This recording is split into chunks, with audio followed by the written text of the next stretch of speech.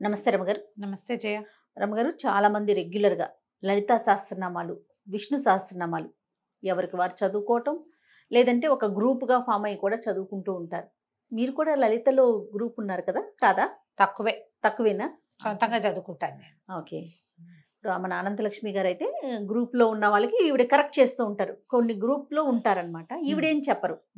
ఏం చేస్తారమ్మా, రోజు మార్నింగ్ 4 o'clock 5 o'clock అంటారండి. అప్పుడు మీరేం చేస్తారమ్మా అని అడిగితే చాలా మంది అక్షరాలు చాలా అక్షర దోషాలు ఉంటాయి. నాకు చాలా బాధ అనిపిస్తుంది జయ. వాళ్ళు నేను కరెక్ట్ చేస్తా, నేను వింటూ మిగతా కార్యక్రమాలు, ఇంట్లో పనులు లేకపోతే వేరే కార్యక్రమాల్లో ఉన్నా కూడా సరి చేస్తానని చెప్తూ ఉంటారు. అట్లా అలాంటి గ్రూపులు లేవు. లేరు. మీరు ఎలా చదువుకోవాలి రమ్మగారు? దీనికి ఏమైనా ప్రత్యేకమైన నియమాలు ఉంటాయా? ప్రతిరోజు ఉదయం సాయంత్రం అట్లా ఉంటుందా? అసలు శక్తి, లలితా సహస్రనామం చదువుకుంటే చాలా శక్తి ఉంటుంది అంటారు కదా, అమ్మవారికి సంబంధించి. మీరు ఎలా నమ్ముతారు దీన్ని? ఇది చాలా పురాతనమైనది జయ. ఇది వరకు అందరూ చదివే వాళ్ళు కాదు. ప్రత్యేకంగా బ్రాహ్మణ సమాజంలో ఎక్కువ ఉండేది. అది కూడా కొన్నిళ్లలో దళిత బోధ ఉండాలని, అంటే మన ఉపదేశం ఉండాలని భావించేవాళ్ళు. లలిత కామ్యం అని చెప్పేవాళ్ళు. ఏదైనా ప్రత్యేకమైన కోరికతోటి అది చదువుకోవటం. ఓకే. ఇప్పట్లాగా అందరూ రొడ్డగొట్టుడుగా ప్రతి వాళ్ళు చదివే విధానాలు పాతకాలంలో ఉండేవి కాదు. చాలా పెద్దది, దాన్ని ముట్టుకోకూడదు అనుకునేవాళ్ళు. పవర్ హౌస్ లలిత. అందరం ముట్టుకుంటామా? మరి కరెక్ట్గా దాన్ని ఒక ఛానలైజ్ చేస్తేనే దాంట్లో నుంచి రియల్ పవర్ రిలీజ్ అవుతుంది. మేము చదువుతాం, మాకు వచ్చు. గుళ్ళోకి వెళ్తాం, అందరు చదువుతారు, మనం కూడా పుస్తకం వచ్చుకుని పుస్తకాలు ప్రింట్లు. ఇది వరకు పుస్తకాలు ప్రింట్లు ఇవి రేర్గా ఒక లలితా సహస్రనామం పుస్తకం ఉండేది. అవును, నా దగ్గర ఎప్పుడో 64లో 5లో ప్రింట్ అయిన బుక్ ఒకటి ఉంది. ముట్టుకుంటే చింకి జీర్ణం అయిపోతుంటుంది. అది రేర్గా ఒక్క పుస్తకం ఉండేది. ఇప్పుడు ప్రతి ఫంక్షన్కి, ప్రతి చోట ఎక్కడ చూసినా పుస్తకాలు ప్రింట్ చేయడం, ఇవన్నీ మనకి ఈజీ అయిపోయింది. సో అందరి దగ్గరికి పుస్తకాలు వస్తున్నాయి. అందరూ చదవడానికి ప్రయత్నం చేసేస్తారు. కొంతమంది రోజు చదువుతూ నోటుకొచ్చేస్తుంది. ఎలా ఉన్నా చదివారేస్తారు. నీకు ఎలా ఉంటుందంటే, ట్రాన్స్ఫార్మర్లో కరెంట్ ఉంది, మీ ఇంట్లో వైరింగ్ ఉంది, స్విచ్ వైరు కనెక్టెడ్గా లేవు. నువ్వు స్విచ్ 100 సార్లు వేస్తావు, ఉపయోగం ఏముంది? ఏమవుతుంది? ఎప్పుడు కుదురుతుంది? ట్రాన్స్ఫార్మర్లో కరెంట్ ఉండాలి, మన పబ్లిక్ కరెంట్ ఉండాలి, మన ఇంట్లోకి సరైన వైరింగ్ ఉండాలి, ఆ వైరింగ్కి మనం పెట్టుకున్నటువంటి ఓ బల్బుకి కరెక్ట్గా స్విచ్ ఉండాలి, ఇది రెండు కనెక్టెడ్గా ఉండాలి, బల్బు మాడిపోకుండా ఉండాలి. ఇప్పుడు పవర్ బయటకు వస్తుంది.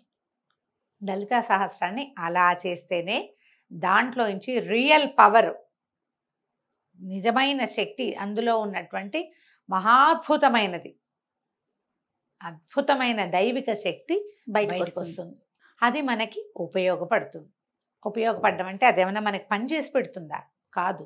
మన చుట్టూతా ఒక పాజిటివ్ ఎనర్జీని నింపుతుంది. ఈ పాజిటివిటీ వల్ల మనం అనారోగ్యాన్ని, అకాల మృత్యువుని, దరిద్రాన్ని, సమస్యలని, వీటి నుంచి తప్పించుకోగలుగుతాం. పాజిటివ్ ఎనర్జీ ఉంటే కొంచెం తగ్గిపోతాయి అంతే.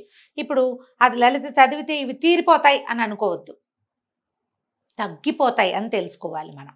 ఇది ప్రధానం. ఇదే ప్రధానం, ఇదే మెయిన్ పాయింట్. ఇదే. అవునండి.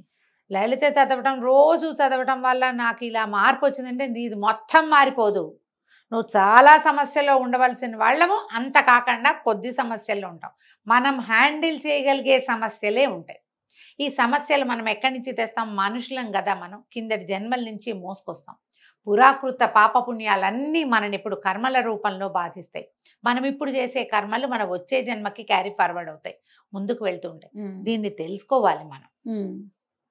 ఇప్పుడు మనం సరిగ్గా చదివితే, ఇందులో సరిగ్గా చదివితే అనేది ఒక పాయింట్. అదే కదా చెప్తున్నా. అంతే. ఈ సరిగ్గా చదవటం అంటే ఏమిటి?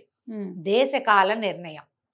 మనం ఎక్కడ కూర్చుని చదువుతాం, ఏ సమయంలో చదువుతాం, ఎక్కడ శుభ్రమైన చోటు, ఇల్లు శుభ్రంగా ఉండాలి, చక్కగా పచ్చగా తోరణం ఏదైనా కట్టుకుంటే మంచిది.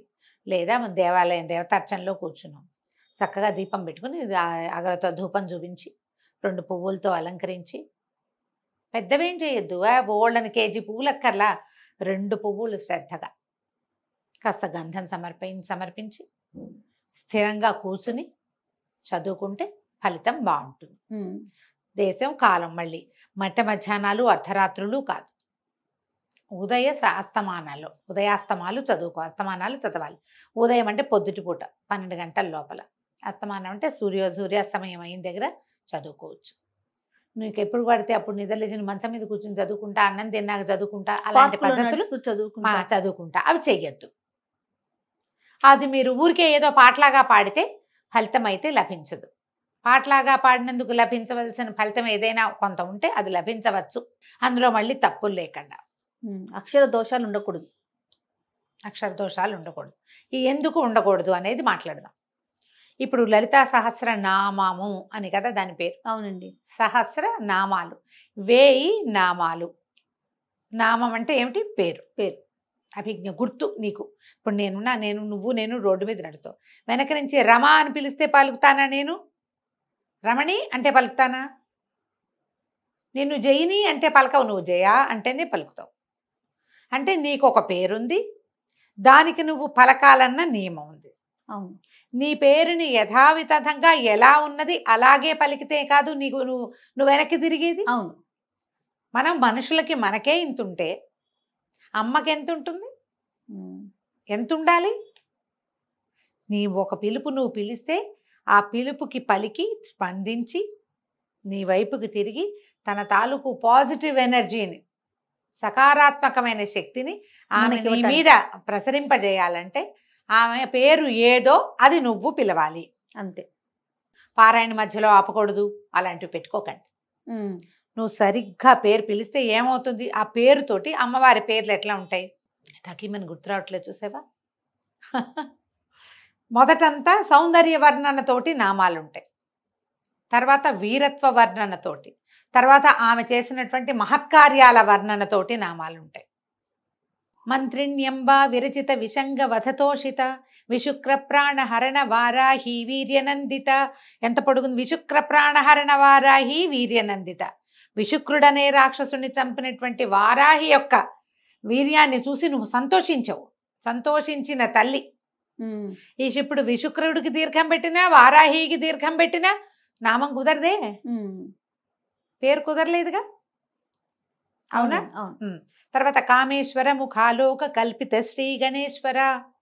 గణేశ్వరుణ్ణి కల్పించింది అమ్మవారు. ఎలా చేసింది? కామేశ్వరుణ్ణి చూస్తూ కల్పించింది.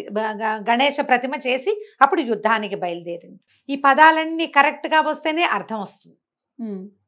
ఎలా? నీకు ఇంకో ఈజీ తెలుగులో చెప్తా. ఇప్పుడు మా ఊరి పేరు, మా నాన్నగారి పేరు నేను అని తెలియాలి.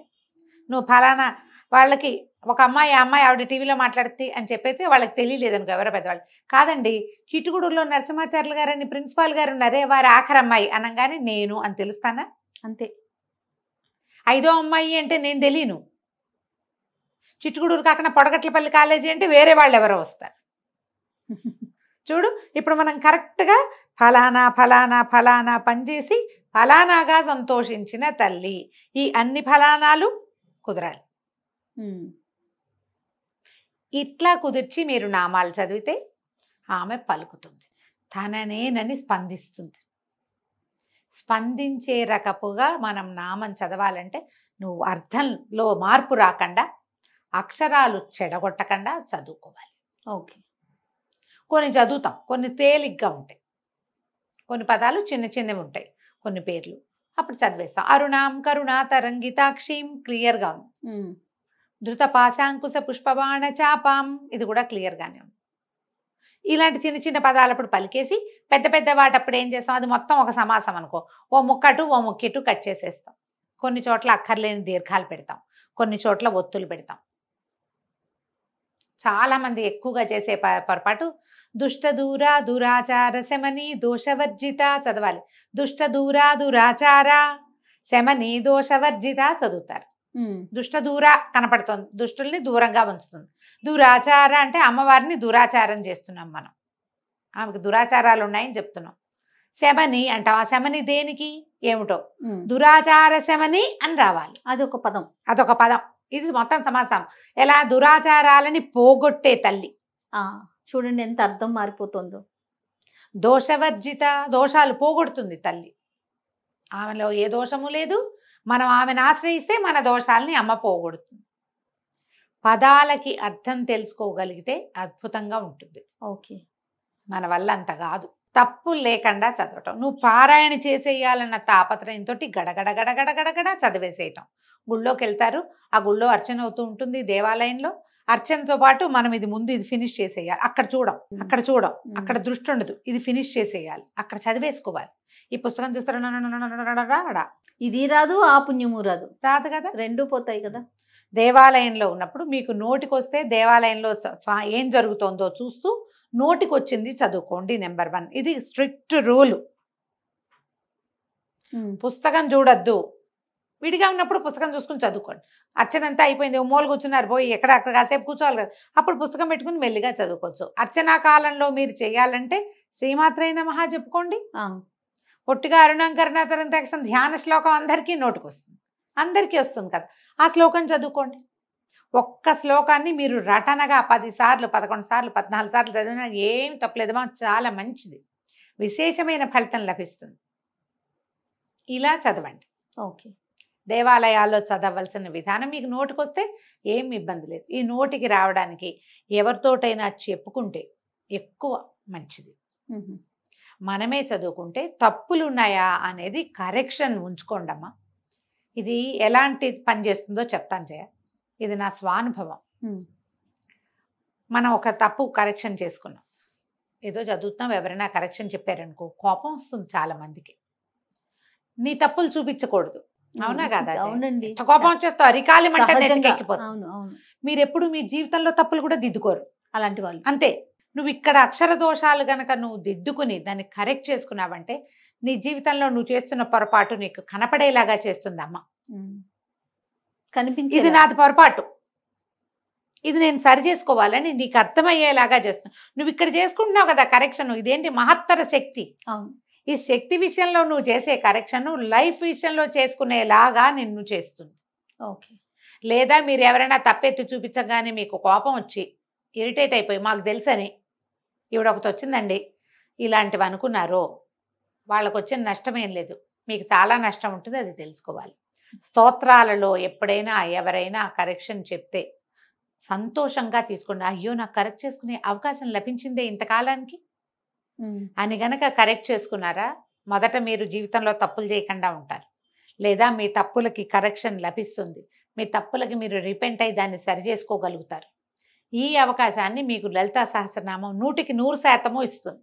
ఇది ఎంత పాజిటివ్ సైన్, మామూలుగా కాదు. తర్వాత టైం పెట్టుకుని చదవబోకండి. టైం 10 నిమిషాలలో అయిపోవాలి, 14 నిమిషాల్లో అయిపోవాలి. ఇట్లా కష్టమమ్మా, అట్లా చదవకూడదు. చదివితే మీకు తప్పులు వచ్చేస్తాయి, దడదడలాడిపోతారు. ఆడిపోతారు. ధాకి థాకి తేడా ఉంది కదా జయ. అవును. తా థా దా ధా కదా, ఈ థాని ధాని కలిపేస్తాం, అవునా? అక్కడి నుంచి చూడు, లా వేరు లా వేరు, లాలని కలిపేస్తాం, నా అణ రెండింటిని కలిపేస్తాం. మీరు పరిగెత్తారా ఈ పొరపాటు అవుతుంది. ఇంకో పెద్దది చెప్తాను, శశసహలో సావేరు సావేరు షావేరు.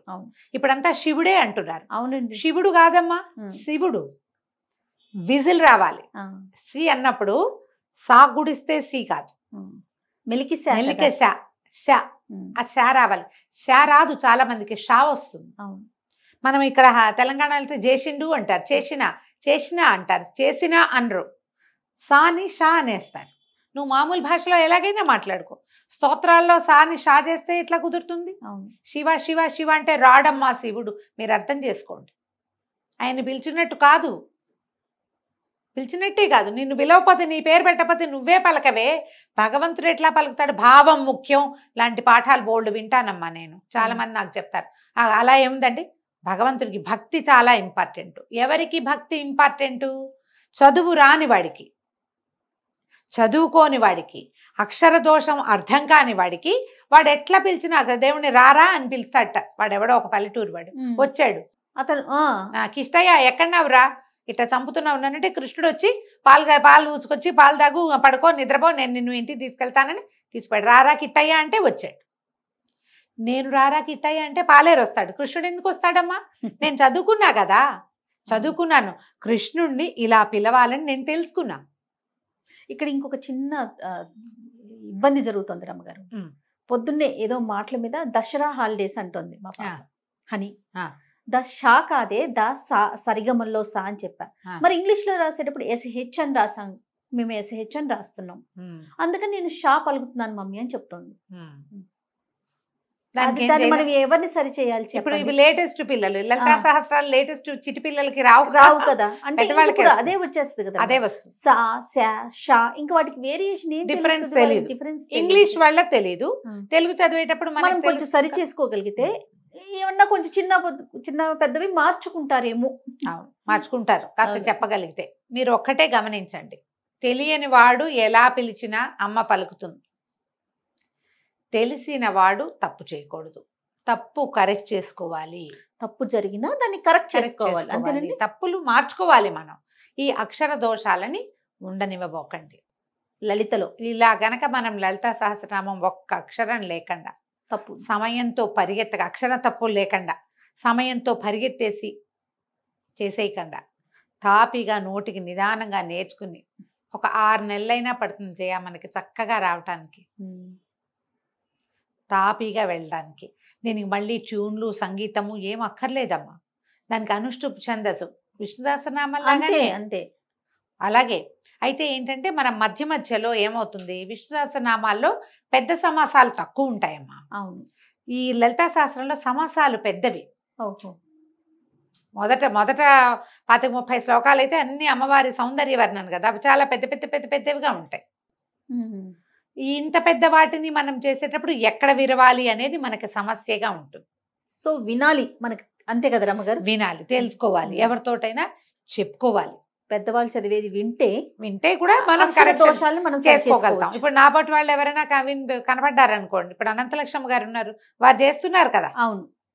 అలాంటి ఏదైనా గ్రూప్ లో చేరి తప్పులు లేకుండా చదవండి, తప్పనిసరిగా ఫలితం ఇస్తుంది.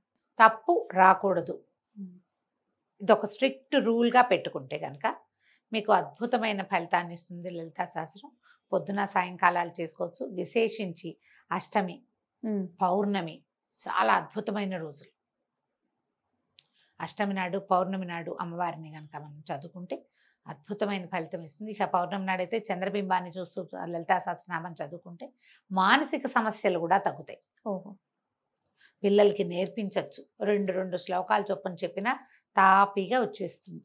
నిదానంగా, ఎక్కువ శ్లోకాలు కదా, శ్లోకాలు ఎక్కువ ఉన్నాయి కదా. దీనికి పూర్వపీఠిక ఉత్తరపీఠిక చదవము. మనకి విష్ణు సహస్రనామానికి అయితే పూర్వపీఠిక, స్తోత్రము, తర్వాత ఏమో అదే మన నామాలు, తర్వాత మళ్ళీ ఉత్తరపీఠిక చదువుకుంటాం. అవును, అందరికీ తెలిసినవే కదా. 3 భాగాలు ఉంటాయి, ధ్యానం భాగం అంటుంది, అలా కనపడుతుంది. మనకి లలితా శాస్త్రంలో సాధారణంగా పూర్వ ఉత్తర పీఠికలు పెద్దగా చదవరు ఎవరు, నామాలే చదువుకుంటాం కదా. అంతేగా, అది నేర్చుకోవచ్చు కదా. ప్రయత్నం చేసి చూడండి. నాకు కూడా క్లాస్ ఒకటి తీసుకుందామని ఉంటుంది జయ, సమయం సరిపోదు. ఇప్పుడు సౌందర్యలహరి పాఠం ఒకటి ఉంటుంది, వారానికి 1-2 క్లాసులు అనుకో. దానికి నేను ఒక టైట్ స్కెడ్యూల్ లాగా ఉంటుంది, జనాలకి కుదరాలి కదా.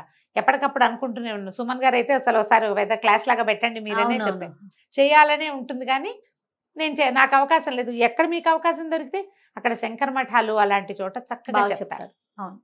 వాళ్ళందరూ చదువుతూ ఉంటారు. చిన్న కరెక్షన్స్ ఉంటే కరెక్ట్ చేసుకోండి. మంచి ప్రింట్ ఉన్న పుస్తకం కొనుక్కోండి. శంకర మఠంలో దొరికే మంచి పుస్తకాలలో ప్రింట్ చాలా బాగుంటుంది. వాచాదోషాలు లేవట అందులో. నేనైతే ఆ బుక్ చూడలా, నాకు 2-3 పెద్దవాళ్ళు చెప్పారు అక్కడ దొరికే పుస్తకాలు తెప్పించండి బాగుంటాయి అని. ఇలా ప్రయత్నించండి.